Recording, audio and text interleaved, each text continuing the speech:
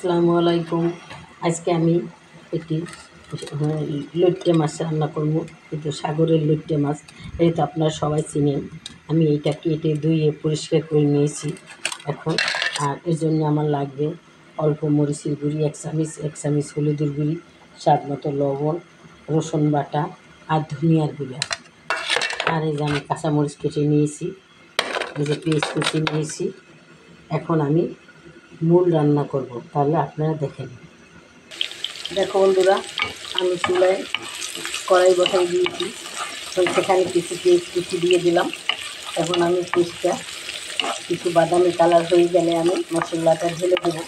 লইট্টে মাছ, এখানে বেশি মরিচ হলুদ দিলে ভালো লাগবে না, হালকা হালকা মরিচ হলুদ দিতে হবে, তাইলে এটা টেস্ট হবে বন্ধুরা। তাইলে আমি সেই অনুযায়ী রান্না করব, তাহলে তোমরা দেখতে থাকো। একটুখানি পেঁয়াজটা আমার একটু বাদামি হোক, তারপরে। আজকে খুব বাইরে বৃষ্টি পড়তেছে, বর্ষা অনেক। এখন আমার ঘরে যা আছে সেগুলাই আমি দিয়ে রেসিপি করতেছি, রান্না করবো, আমরা খাবো, তোমাদেরও দেখাবো। দেখো বন্ধুরা, পেঁয়াজটা আমার বাদামি কালার হয়ে গেছে। এখন আমি মশলাটা দিয়ে দেবো।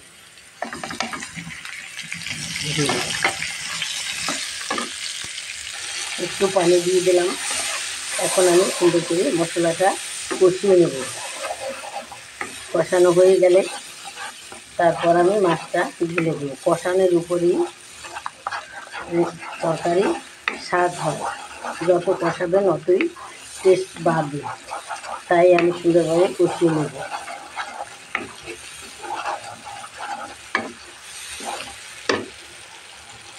মশলাটা আমার কষানো হয়ে গেছে। এখন আমি মাছটা ঢেলে দেবো। আকাশটা একটু পরিষ্কার হয়েছে এখন। মাছটা আমি ঢেলে দিলাম। ঢেলে দিয়ে একটুখানি কষিয়ে নেব, কারণ পরে আর নাড়াচাড়া করতে পারবো না, ভেঙে যাবে মাছটা।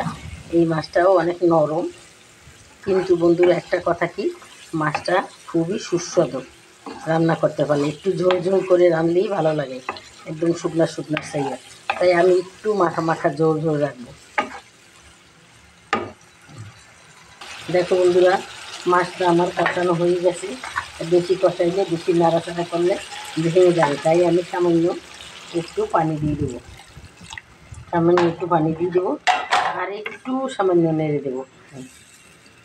আমি দরকার লাগে আমি কড়াইয়ের 2 সাইড ধরে আমি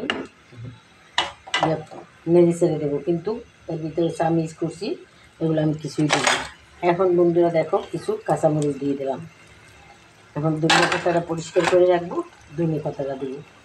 দেখো, একটু টমেটো দিলে ভালো হতো, কিন্তু টমেটোটা আজকে আমার কাছে নাই, তাই আমি টমেটো দিলাম না।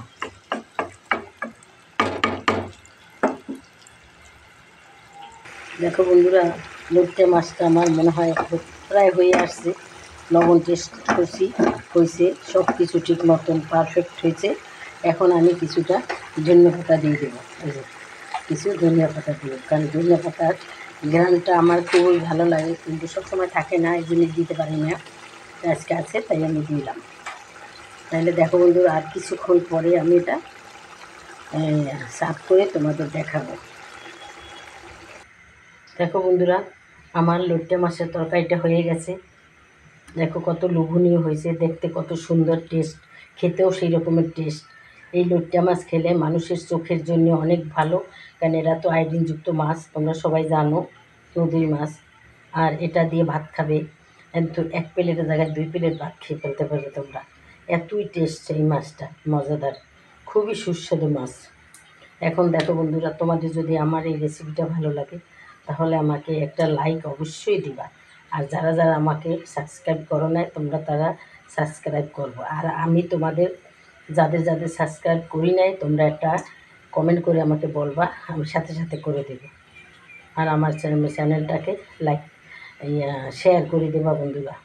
আমার ভুল ত্রুটি হলে ক্ষমা করে দেবা। আর যে কে কোথা থেকে দেখেছো আমাকে কমেন্ট করে জানিয়ে দেবা। তাহলে আজকে রাখি বন্ধুরা, আসসালামু আলাইকুম।